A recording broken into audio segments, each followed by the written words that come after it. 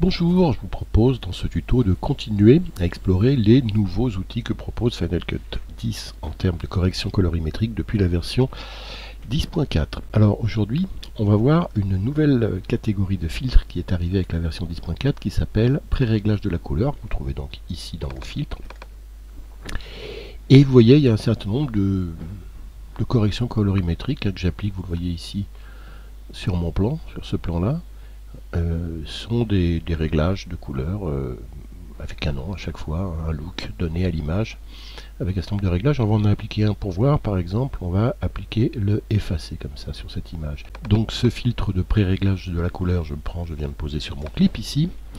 Et en fait, vous voyez que contrairement aux autres filtres, en fait, celui-là, c'est simplement un réglage de couleur. Donc ce que ça fait quand on le pose, c'est que ça nous ajoute un réglage de couleur particulier.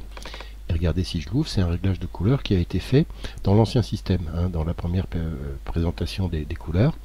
Et en fait, vous voyez que sur la couleur, il n'y a rien eu de fait, mais par contre sur la saturation, il y a eu ce réglage-là, et sur l'exposition, il y a eu ce réglage-là.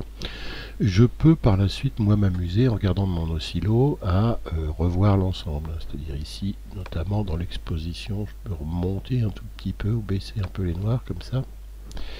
Je peux m'amuser à retravailler un peu, c'est ça qui est bien. Alors l'intérêt de ce filtre, c'est qu'on peut s'amuser à le corriger, c'est-à-dire le personnaliser en fonction du plan sur lequel on est. Ici par exemple, je peux m'amuser à baisser un petit peu l'exposition des lumières intermédiaires. En termes de saturation, je peux aussi baisser dans les blancs ici, comme ça. Et si je veux aussi, là j'ai pas du tout de coloration, je peux également refroidir le plan en montant par exemple vers le bleu. Pas les lumières intermédiaires, plutôt les hautes lumières. On va essayer de les poser dans un bleu ciel comme ça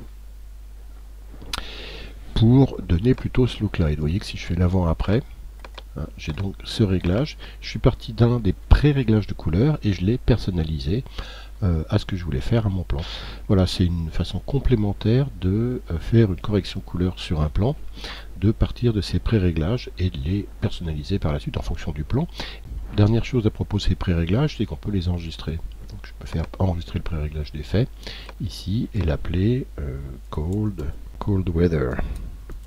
Pour dire il fait froid ce jour-là. Et je l'enregistre, pof, regardez, cold weather, il est venu ici, il est venu s'ajouter à mes pré-réglages.